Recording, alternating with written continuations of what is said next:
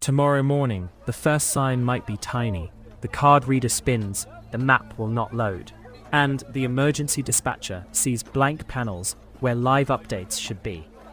Not because one magic switch was flipped, because modern life keeps asking distant machines for permission.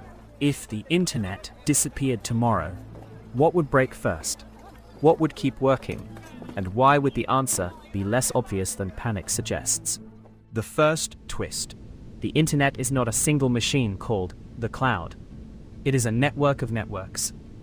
Data centers, routers, internet exchange points, DNS name systems, and routing agreements all passing packets along. That design makes it resilient, as explainers from How Stuff Works and Science Focus note.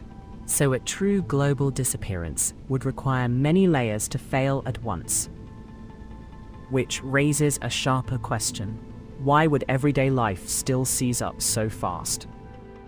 Because the first failures would be coordination failures. Popular mechanics and other outage explainers point to card payments, online banking, delivery routing, ride-hailing, cloud logins, booking systems, and inventory tools. Many physical things still exist, but the instructions that move them stop arriving. Cash registers can open, trucks can roll, people can talk face-to-face. But who knows what is paid, where stock is, or which route is safe next? The deeper break would be in the systems most people never see. Research on the value of lost telecoms connectivity links outages to costs in payments, productivity, household time, and emergency services. The Internet Society's shutdown policy brief warns that cutting connectivity harms communication, finance, and network operations beyond the target. Critical services often have radios, private links, and backup procedures. But backups are not the same as a living web of shared information. So what happens when people are forced to improvise? We know people adapt because smaller versions have already happened. A 2023 study of Puerto Rico after Hurricane Maria described people searching for signal, borrowing Wi-Fi, and building communication workarounds during sustained telecommunications disruption. In a global outage, communities would lean on cash, radio, paper lists, landlines where they still work, and messengers on foot. But the burden would fall hardest on people with the least spare time, transport, or money. And after the first day, the scariest missing thing may not be messages.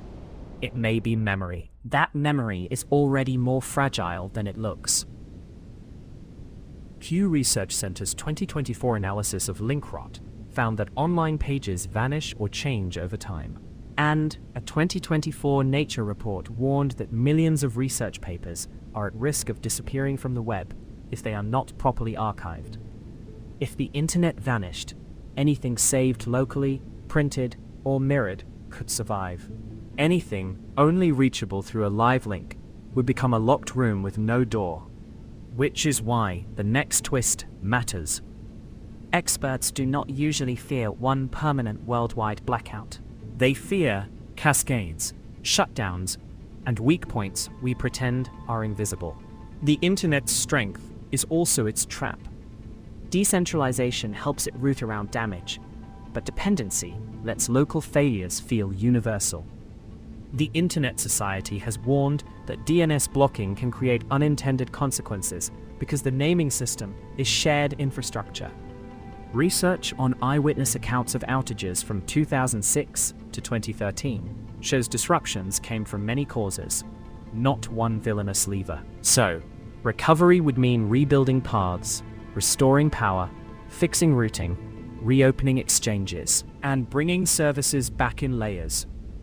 But what would that reveal about the world that waited?